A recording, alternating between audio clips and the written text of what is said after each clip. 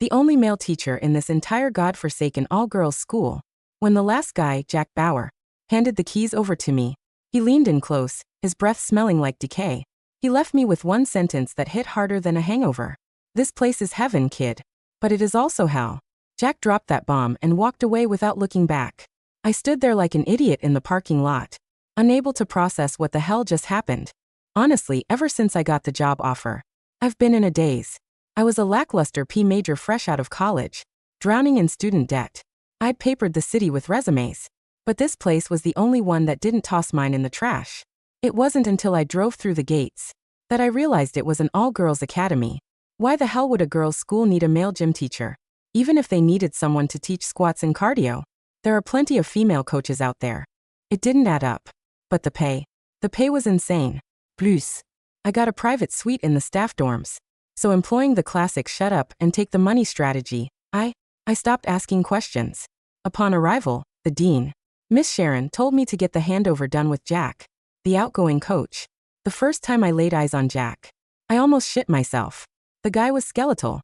Gary skinny. His cheeks were sunken into his skull.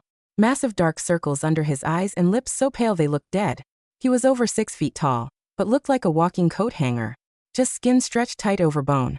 I immediately figured out why he was quitting. Looking like that guy definitely had stage 4 cancer.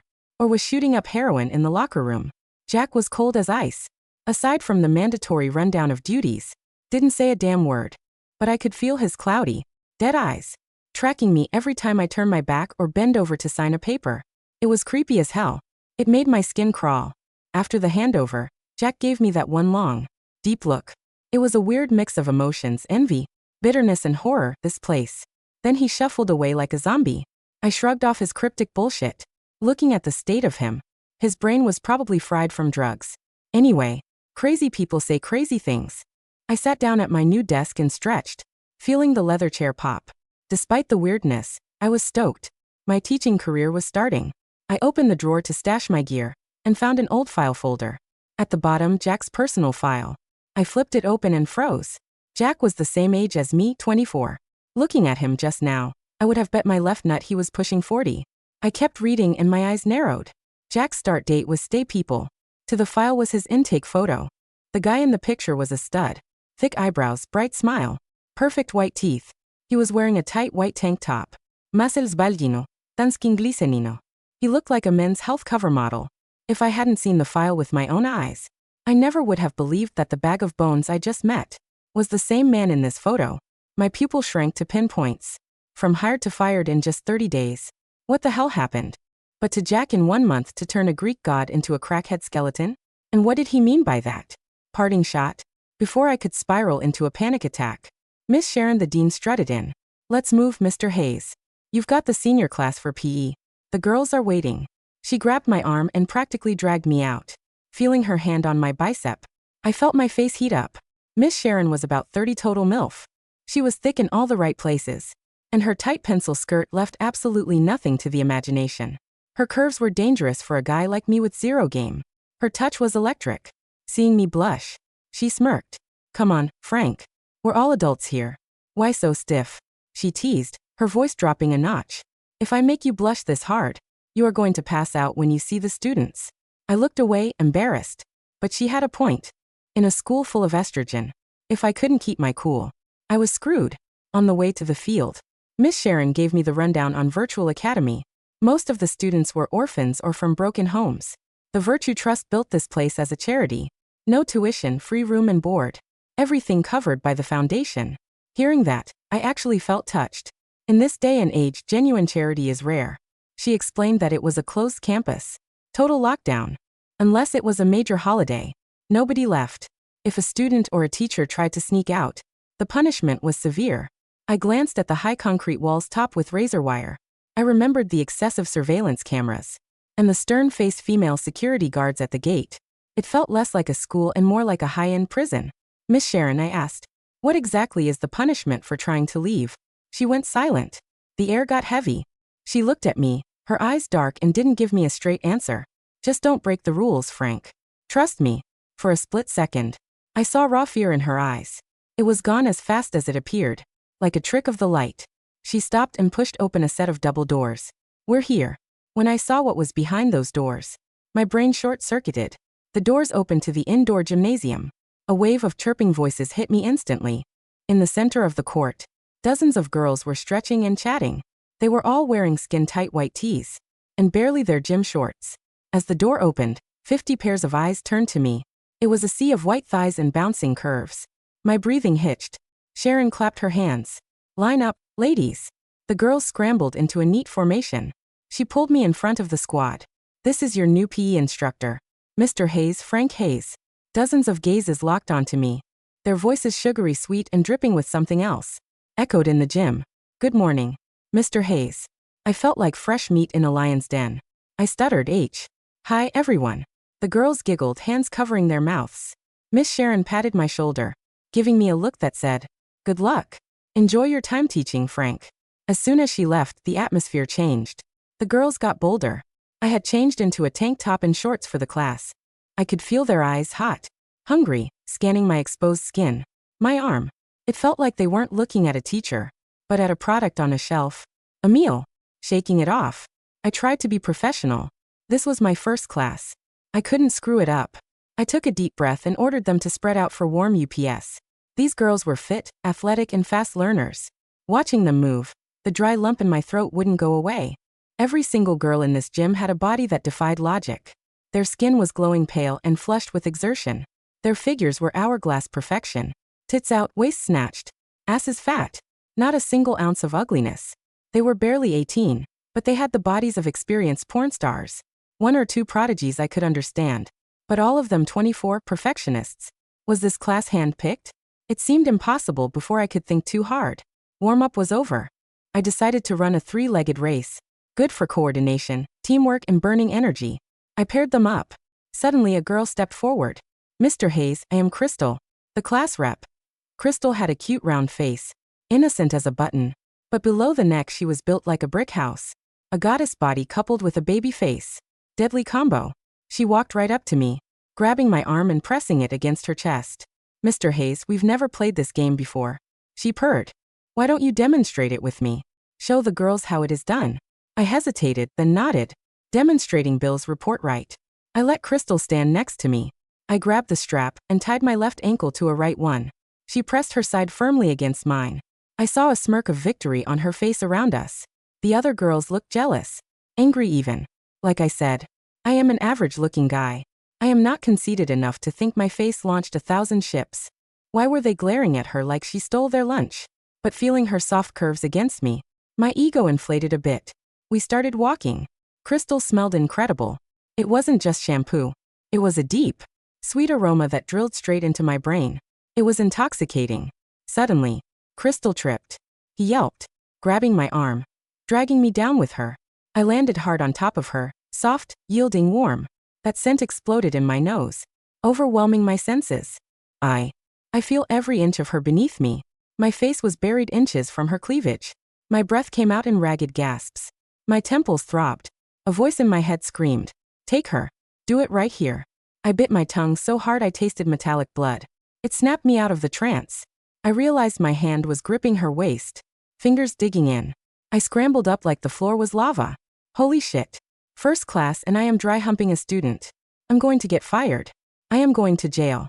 I looked at Crystal expecting tears or a scream for help. Instead, she looked disappointed, frustrated. The other girls, no giggling, no sulk. They just watched cold and calculating.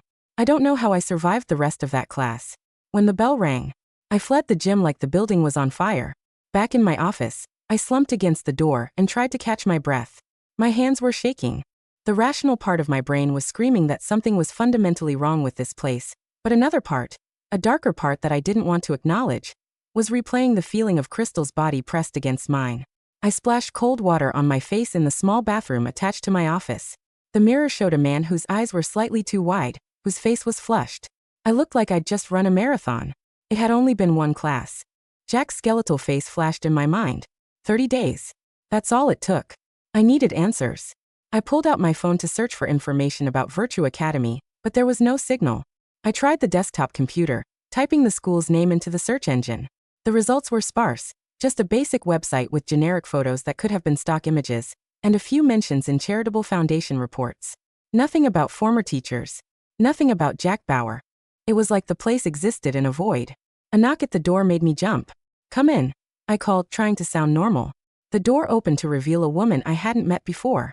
She was older than Miss Sharon, maybe mid-40s, with silver-streaked hair pulled into a severe bun, wire-rimmed glasses perched on her nose, and she wore a lab coat over a conservative blouse and slacks.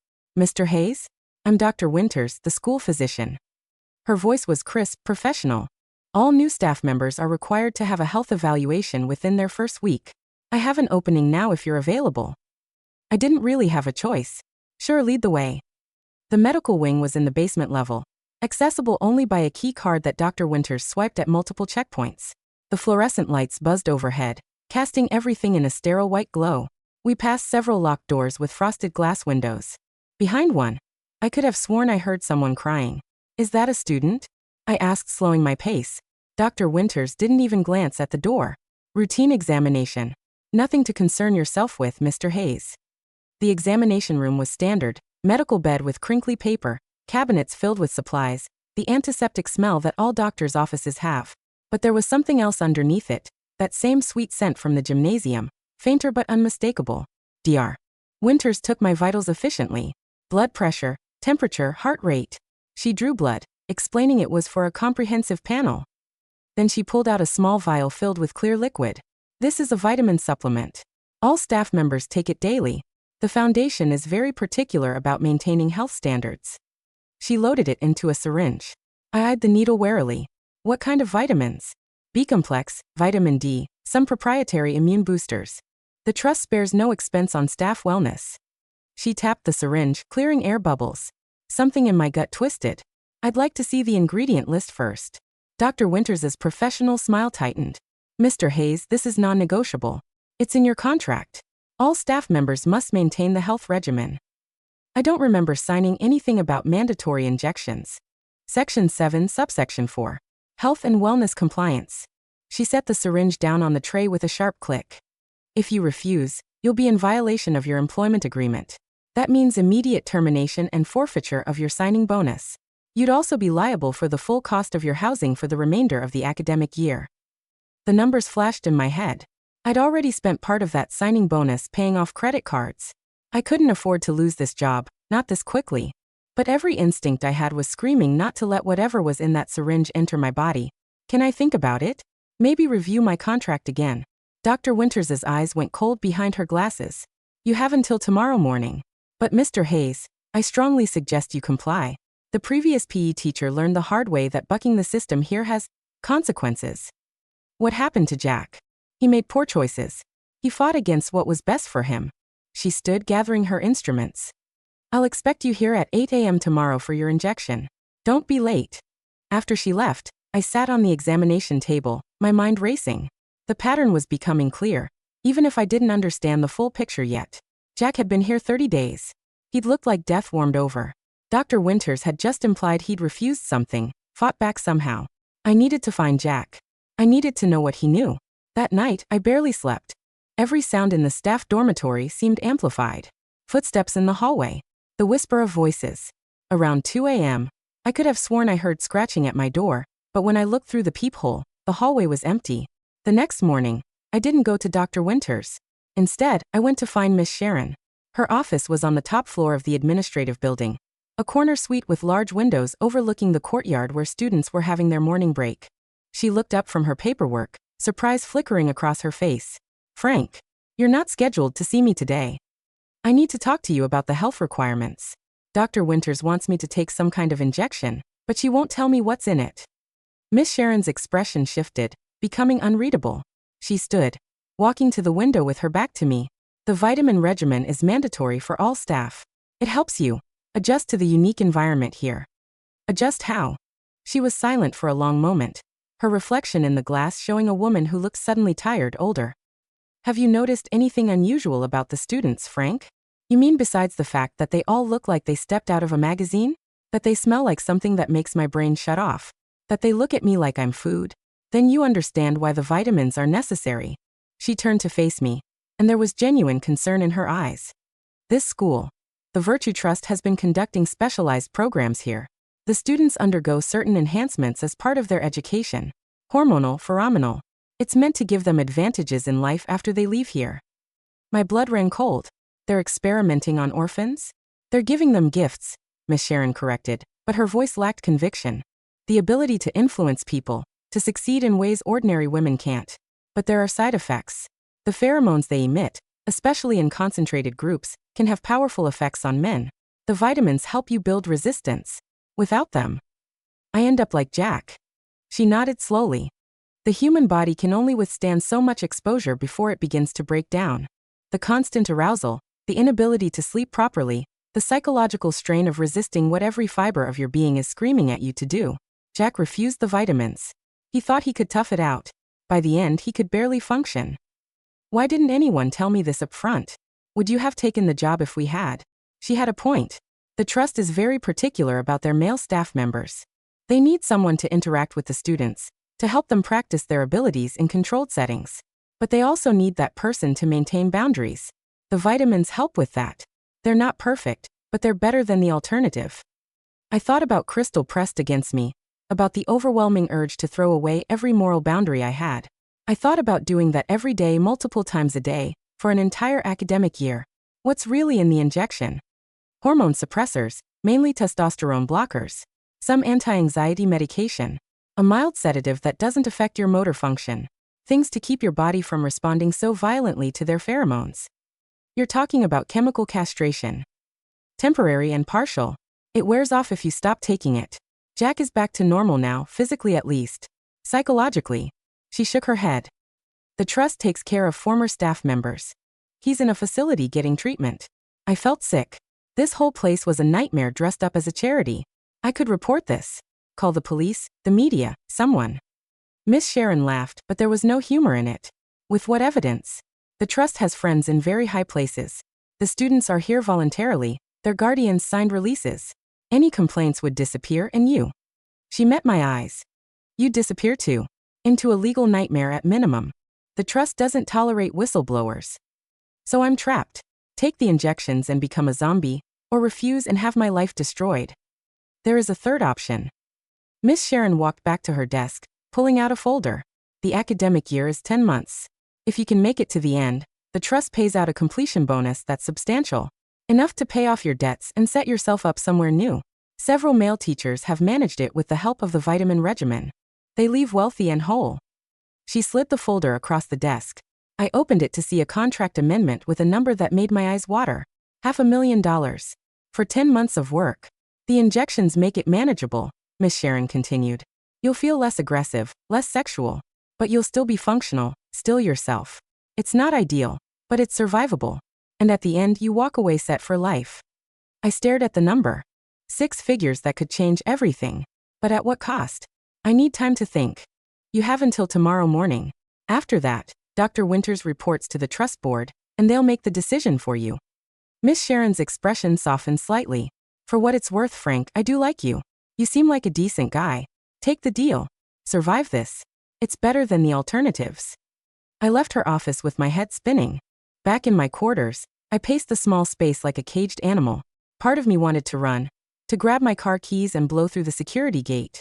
But I had nowhere to go, no backup plan. And if Miss Sharon was telling the truth, the trust would make my life hell. The smart play was to take the injections, do my time, and walk away wealthy. Plenty of people made worse compromises for money.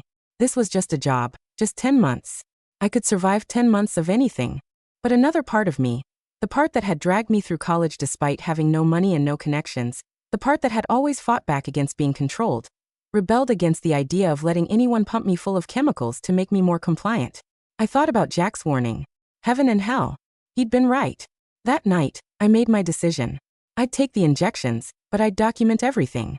Every dose, every side effect, every weird interaction with students or staff. If I was going to sell out, at least I'd have insurance. Evidence that could protect me if things went sideways. The next morning, I showed up at Dr. Winters's office at 8 a.m. sharp. She smiled her professional smile, loaded the syringe, and injected the clear liquid into my arm. It burned going in, a cold fire that spread through my bloodstream. You'll feel the effects within a few hours, she said, placing a band-aid over the injection site. Some fatigue is normal. Decreased appetite. Your mood might level out. All temporary adjustments. She sent me off with a bottle of daily supplement pills, and a reminder that I needed to come back weekly for the injection. By lunchtime, I felt like I was wrapped in cotton. The razor edge of anxiety that had been with me since arriving at Virtue Academy had dulled.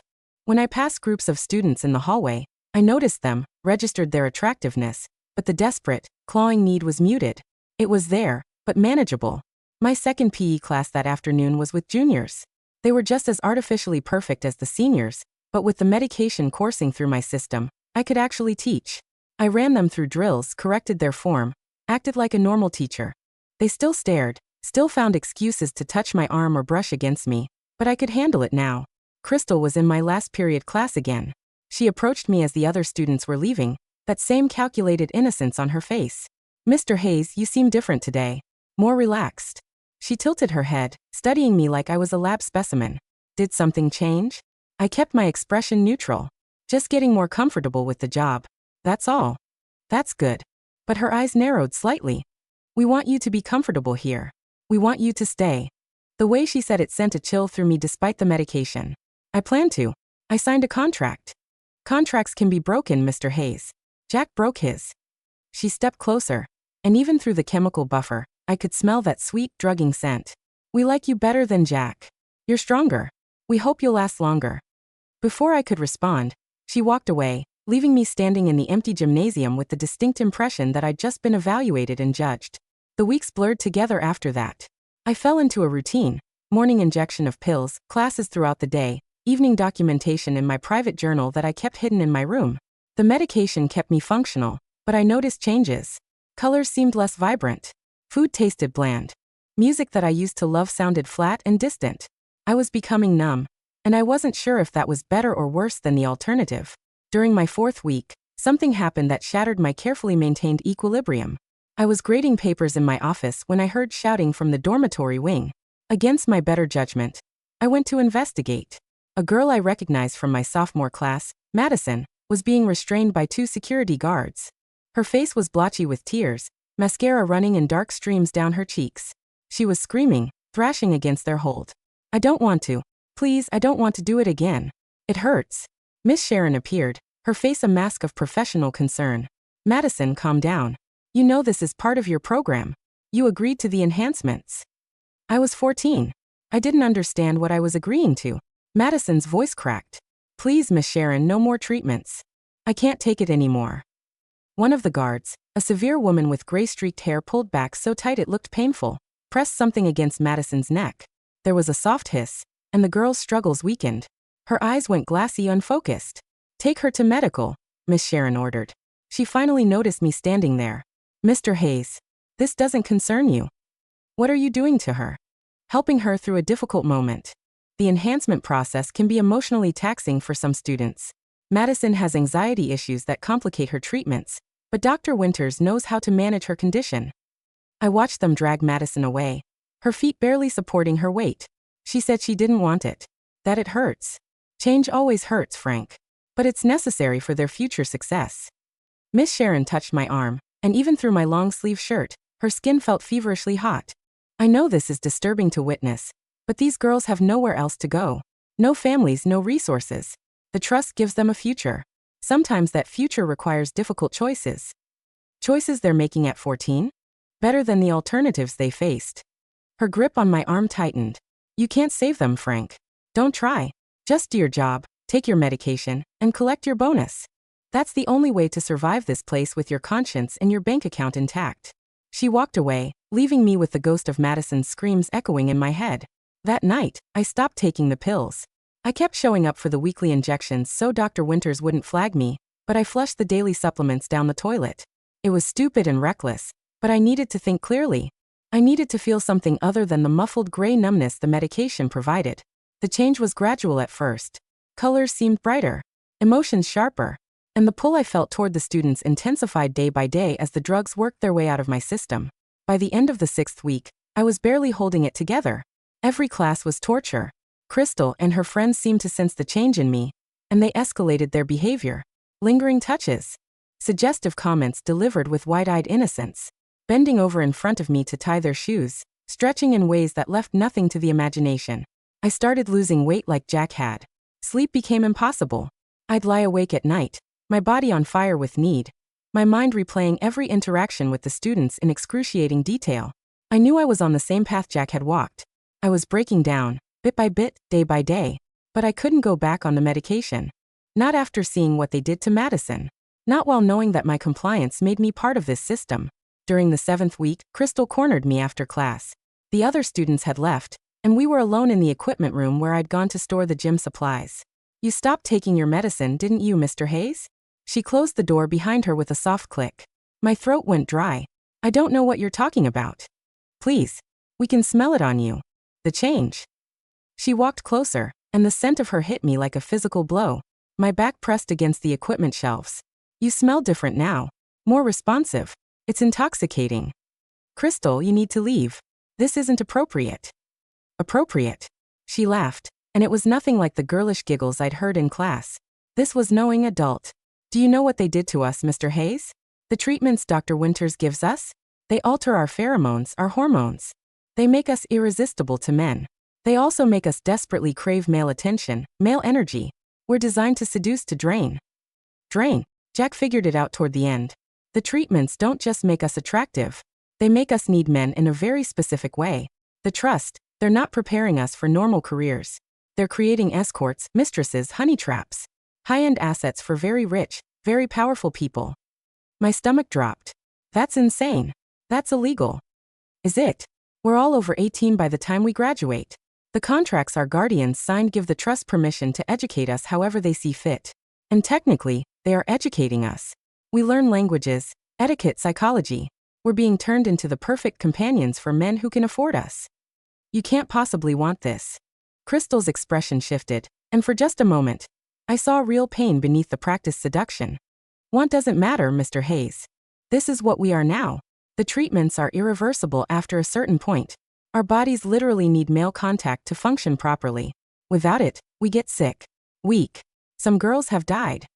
Jesus Christ. "The male teachers, they serve a purpose too. Your practice. Training. And you're also food in a way." She reached out, pressing her palm flat against my chest. Even through my shirt, her hand was burning hot. "The medications they give you suppress your masculine energy. It makes you safe to be around, but it also starves us. We need men who are unmedicated, who respond to us fully. That's why Jack broke down so fast. He went off his meds, and we fed off him. We couldn't help it. We were so hungry." I grabbed her wrist, pulling her hand away from me. "Stop. This is insane. All of it." "I know." Tears welled in her eyes, real tears this time. "I hate what they've made us. I hate that I can't control it. But I can't fight it either, Mr. Hayes. None of us can. The best we can do is try to be gentle, to not take too much too fast. There has to be a way out. For you, for all of you." Crystal shook her head. "The trust owns us. Our contracts are airtight. And even if we could leave, we'd die without regular treatments to stabilize our modified hormones. We're trapped here until graduation, and then we're sold off to whoever the trust has lined up for us. I'm going to stop this. I'm going to expose what's happening here. Then you'll disappear, just like the others who tried." Crystal pulled away from me, her professional mask sliding back into place. "I'm sorry, Mr. Hayes. You seem like a good person. But there's nothing you can do. Just take your medication. Survive your contract. Forget about us." She left me standing in the equipment room, my mind reeling. That night I made a decision. I couldn't save everyone, but maybe I could save a few. I started with Madison. I found her during the free period, sitting alone by the fountain in the courtyard. She looked thinner than I remembered, her skin pale. "Madison, can we talk?" She looked up, fear flashing in her eyes. "I'm not supposed to talk to teachers outside of class without supervision." "I know, but I need to ask you something. That night I saw you being taken to medical, you said the treatments hurt. Are they still forcing you to do them?" Her eyes filled with tears. "Every week. They say I'm not responding well, that I need higher doses. But Mr. Hayes, it feels like I'm dying. Like they're killing something inside me. What if I could get you out? Would you be willing to testify against the trust?" "They'd kill me. Or worse." She glanced around nervously. "You don't understand how powerful they are. The trust has connections everywhere. Police, judges, politicians. Girls who've tried to run in the past have been found and brought back. What they do to them is punishment." She shuddered. "I'd rather die than go through that. What if you didn't have to run? What if there was proof so damning that they couldn't cover it up?" Madison studied me for a long moment. You're thinking like someone who believes the system works, Mr. Hayes. It doesn't. Not for girls like us. But I saw a flicker of hope in her eyes, buried under layers of fear and resignation. Over the next 2 weeks, I carefully recruited a small group of allies. Madison introduced me to 3 other girls who wanted out. Sophie, a junior who'd been at the academy for 4 years. Emma, a senior with a genius-level IQ who'd been tracking the trust's financial dealings. And Lily, a quiet sophomore who turned out to be a gifted hacker. We met in secret, usually during my office hours when I could claim to be providing extra academic support. Together, we started building a case. Emma had discovered that the trust was a shell company owned by a conglomerate with ties to several international trafficking rings. The girls weren't just being trained as companions, they were being trafficked to the highest bidders, their contracts sold to oligarchs, crime lords, and corrupt politicians. Lily hacked into Dr. Winters's files and copied the complete documentation of the enhancement treatments. The medical procedures were horrifying in their detail. Hormone injections that permanently altered the girls' endocrine systems, pheromone modifications that made them chemically dependent on male proximity, psychological conditioning that stripped away their ability to refuse advances.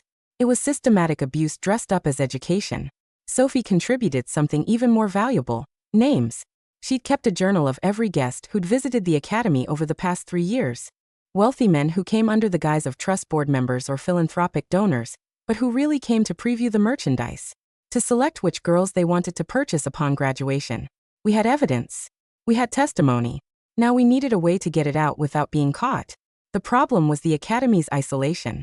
No internet access for students or staff beyond approved terminals that were heavily monitored. No phone signals. All mail was screened. The only people who came and went freely were the trust's inner circle. And they were the ones we were trying to expose. "There's a gala," Emma said during one of our clandestine meetings. 3 weeks from now. The trust holds it annually to showcase the graduating seniors to potential buyers. They bring in outside caterers, florists, technical staff for the sound and lighting. Lots of people coming through the gates who aren't part of the trust's core operation. So we smuggle the evidence out with one of the vendors? I asked.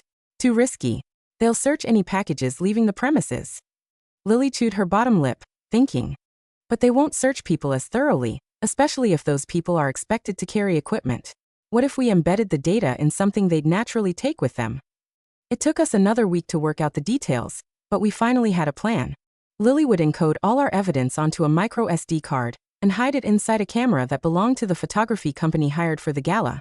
Sophie, who'd befriended one of the photographers during a previous event, would slip the card into his equipment case. The photographer would leave with it none the wiser, and we'd already set up an anonymous email to be sent to him once he was safely off the grounds, explaining what he had and urging him to deliver it to the FBI. It was far from foolproof, but it was the best shot we had. The night before the gala, I couldn't sleep. I lay in bed, staring at the ceiling, running through everything that could go wrong. If we were caught, the girls would face punishment I couldn't even imagine. And me? Miss Sharon's vague warnings about people who crossed the trust echoed in my mind. Around midnight, someone knocked on my door. I opened it to find Crystal standing there, still in her school uniform even though curfew had passed hours ago. "We need to talk," she said, pushing past me into the room. I glanced nervously down the hallway before closing the door. "You shouldn't be here. If security sees." "Security won't bother me. I'm the class president. I have privileges." She turned to face me, and in the dim light from my desk lamp, she looked younger than usual. Vulnerable. "I know about your plan with Madison and the others." My blood turned to ice. "Crystal, I don't. Don't bother lying. I've known for over a week." She sat on the edge of my bed, shoulders slumped. "You're not as subtle as you think you are. And the girls you recruited aren't the only ones paying attention. Are you going to report us?" "No." She looked up at me, and there were tears streaming down her face. I want in. I want out of here. I want a life that's mine, not something the trust designed for me." I studied her carefully. This could be a trap. You could be working for Miss Sharon. I could be, but I'm not. She pulled something from her pocket, a small USB drive. "This has files from Miss Sharon's personal computer. Meeting minutes, financial transfers, communications with buyers. I've been collecting evidence on my own for months, but I had no way to get it out. No one to trust." I took the drive, turning it over in my hands. "Why now? Why me?" "Because you're the first male teacher who gave a damn. Jack tried at first too, but he broke too fast. He was off his meds within 2 weeks, and after that, all he could think about was..." She trailed off, a bitter smile on her lips. Well, you know what happens to men who go off their medication around us. But you've lasted longer. You're fighting it. That takes real strength. I'm barely holding on, Crystal. I'm not strong. I'm terrified. Being terrified and doing it anyway. That's what courage is, Mr. Hayes. She stood, walking to the window. Outside, the moon cast silver light over the manicured grounds that looked so beautiful and hid such ugliness. I need you to promise me something. If this works, if the FBI comes, if people actually listen, you have to make sure they understand that most of us are victims. Some of the girls, they've been conditioned so thoroughly that they think this life is normal. They might even defend the trust because it's all they know. But that doesn't mean they consented. Not really. I promise. She turned back to me, and there was something fierce in her expression now. And one more thing. Tomorrow night at the gala, things are going to get intense. The buyers, they're allowed to interact with us more freely during these events. To test the merchandise. Some of the girls will be taken to private rooms. You need to not interfere. Crystal. I know how that sounds. But if you cause a scene, if you try to play hero, you'll blow the whole operation. Security will lock the place down, and your photographer friend won't get out with the evidence. Girls will suffer, maybe die for nothing. Her voice was steady, but I could see her hands shaking. I'll be one of the ones in those rooms tomorrow. And you need to let it happen. The thought made me physically ill. There has to be another way. There isn't. This is what we've been trained for. We can survive one more night if it means exposing this place. She walked to the door, pausing with her hand on the knob. Besides, it's not like it'll be the first time for most of us. The trust has been testing us with their VIP guests for years. After she left, I vomited into the toilet until there was nothing left in my stomach but bile and rage. The day of the gala arrived with unseasonably warm weather. The academy transformed into something out of a fairy tale, or a nightmare, depending on your perspective. White silk draped from the ceiling of the main hall. Crystal chandeliers caught the light and threw rainbow fragments across the walls. Tables laden with expensive food lined the perimeter. A string quartet played in the corner. And the girls. God, the girls. They wore designer gowns that must have cost thousands each, their hair and makeup done by professional stylists the trust had brought in. They looked like angels. Like prey dressed for slaughter. The guests started arriving around 7. Wealthy men in expensive suits, some with wives or girlfriends on their arms who seemed oblivious to the true nature of the evening. They thought they were attending a charity function, supporting underprivileged youth. They had no idea they were at an auction. I stood near the back, wearing the suit the academy had provided, watching everything with barely contained fury. Miss Sharon worked the room like the professional she was, making introductions, laughing at jokes, ensuring everyone had champagne. Dr. Winters was there too, clipboard in hand, occasionally pulling girls aside to whisper instructions. I saw her hand Crystal a small pill and a glass of water. Crystal swallowed it without hesitation, her face blank. Quite the spectacle, isn't it? I turned to find a man standing next to me. He was older, maybe 60, with silver hair and a face that spoke of wealth and privilege. His suit probably cost more than my car. It's something, I replied neutrally. First gala. He sipped his champagne. I'm Marcus Vepp. I'm on the trust's board of directors. I shook his extended hand, trying not to let my revulsion show. Frank Hayes. I'm the new PE instructor. Ah yes. I heard Jack finally burned out. Pity. He showed such promise initially. Webb's eyes tracked across the room, landing on a group of senior girls. Tell me, Mr. Hayes, have you sampled the merchandise yet? It took everything I had not to punch him. I'm just here to teach. Of course. Very professional. But his smile suggested he didn't believe me for a second. If you change your mind, the trust offers staff discounts. Not that you could afford even that on a teacher's salary, but it never hurts to have aspirations.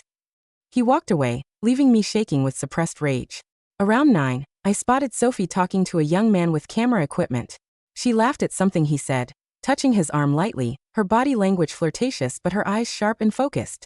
I watched as she shifted her position, blocking his view with her body while her hand moved to his equipment bag. The exchange took maybe 3 seconds. Then she was pulling away, blowing him a kiss, rejoining the other students. Phase 1 complete. The evidence was planted. But we still had to make it through the rest of the night without getting caught. As the evening wore on, I noticed girls disappearing with guests. Crystal vanished around 10 with a Middle Eastern man who'd been eyeing her all night. Madison was led away by an older gentleman who looked like someone's grandfather. Emma, Lily, Sophie. One by one, they were escorted to the private rooms on the upper floors. I stood there, useless and furious, watching it happen and doing nothing because doing nothing was the plan. Because intervening would ruin everything. Miss Sharon appeared at my elbow. You look like you need some air, Frank. I've fine. No, you're not. You're standing here radiating judgment and moral outrage. It's making our guests uncomfortable. She took my arm, guiding me toward the terrace doors. Come on, let's talk. Outside, the night air was cool against my flushed skin. Miss Sharon leaned against the railing, looking out over the dark grounds. I know what you think of me, she said quietly. What you think of all of us. That we're monsters, traffickers, abusers. Am I wrong? No, but you're not entirely right either. She pulled out a cigarette, lit it with a silver lighter. Do you know how I ended up here, Frank? I was a student at this academy, 20 years ago, when the program was just starting. You were one of them? I was Madison, terrified, desperate to escape. The treatments made me sick. I hated what they were turning me into. She took a long drag, smoke curling into the night. But I survived. I graduated. I was sold to a tech billionaire who kept me as his mistress for 5 years. He died, left me a fortune in his will. Enough money to never have to work again. And you came back here? Why? Because I realized something. The girls who leave here, who complete the program, they end up wealthy, powerful in their own way. They marry millionaires. They become fixtures in high society. Some even marry into political families. Is it fair? No. Is it what they would have chosen given other options? Probably not. But it's better than where most of them came from. That doesn't make it right. Right is a luxury, Frank. These girls were in foster care on the streets in abusive homes. The trust gave them a future. A fucked up, morally questionable future, but a future nonetheless. She turned to look at me. What did you have planned for them? An investigation that gets them thrown back into the system? Most of them would age out in a few years with nothing. No skills, no money, no prospects. At least this way. They leave here set for life. You're talking about selling human beings. I'm talking about giving them a choice between shitty options. This world isn't kind to girls with no money and no family. The trust at least ensures they end up somewhere safe, with men who can afford to take care of them. She dropped the cigarette, crushing it under her heel. But I can see I'm not going to convince you. You're still young enough to believe in heroes and happy endings. Someone has to. Then I hope your happy ending works out, Frank. I really do. She walked back inside, leaving me alone with my thoughts and my guilt. The photographer left around 11, his equipment packed, the micro SD card hidden in his bag completely unknown to him. I watched his van disappear through the gates, carrying our only hope with him. The gala wound down after midnight. Guests departed. Girls emerged from the upper rooms looking tired but composed, their masks firmly in place. I wanted to comfort them, to apologize, to do something, but there was nothing I could do except wait. We'd done our part. Now it was up to the photographer to check his email, to believe what we'd sent him, to deliver the evidence to people who could actually do something about it. 3 days passed, then 4. I started to lose hope. Maybe the email had gone to spam. Maybe the photographer had thought it was a hoax. Maybe the FBI had already been bought off by the trust's connections. On the 5th day, everything changed. I was teaching a sophomore class when the sound of helicopters filled the air. Through the gymnasium windows, I could see them descending, black helicopters with FBI markings, kicking up dust as they landed on the athletic fields. Agents in tactical gear poured out, spreading across the campus with military precision. The students in my class froze, looking to me for guidance. Stay calm, I said, though my heart was hammering. Everything's going to be okay. Miss Sharon's voice came over the PA system, strained and tight. All students and staff report immediately to the auditorium. This is not a drill. We filed into the auditorium to find it surrounded by FBI agents. A woman in a dark suit stepped onto the stage, her badge catching the light. I'm Special Agent Rebecca Morrison.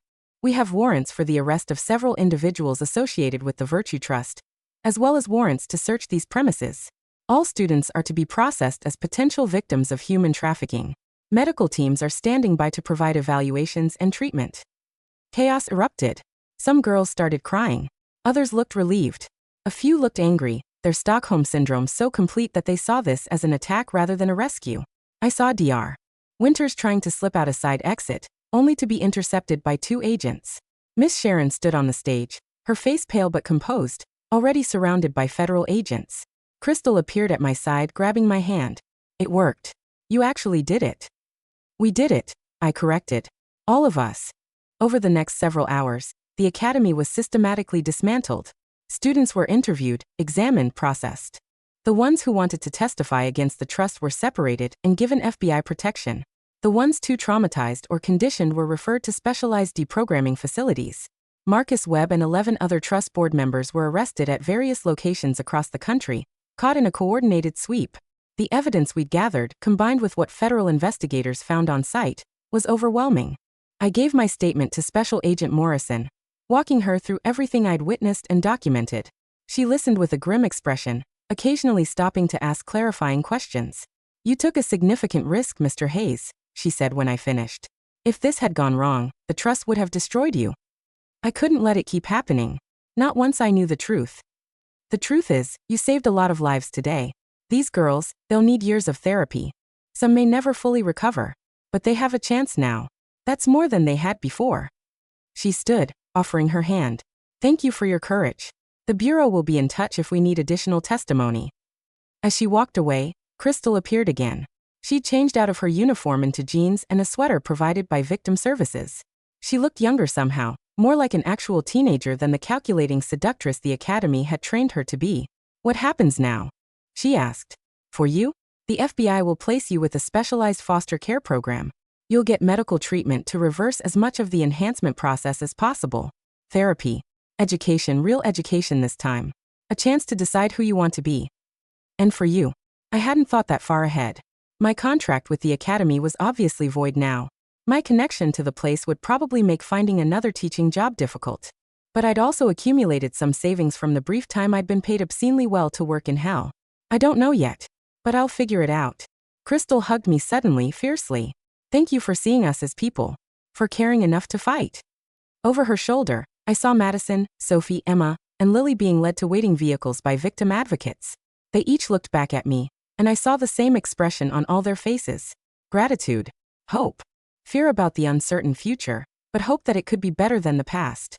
Miss Sharon passed by in handcuffs, flanked by federal agents. She met my eyes for just a moment, and I couldn't read her expression. Resignation? Regret? Maybe both. The last person I saw from the Academy was Jack. He'd been brought in as a witness, to testify about his experience, and to undergo medical evaluation for the damage the exposure had done to him. He'd put on some weight since I last saw him, though he still looked haunted. "You made it out," he said, approaching me in the staging area where witnesses were being organized. "Barely. And only because I had help. I tried to warn you. Heaven and hell. I meant it literally." He shook his head. "I lost myself in that place.